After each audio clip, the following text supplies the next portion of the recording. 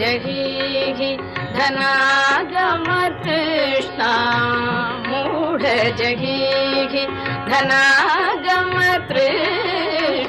कुरु सद्बुद्धिं मनसि वितृष्णा कुरु सद्बुद्धिं मनसि वितृष्णा यल्लभसे निज कर्मोपातं यल्लभसे निज कर्मोपातं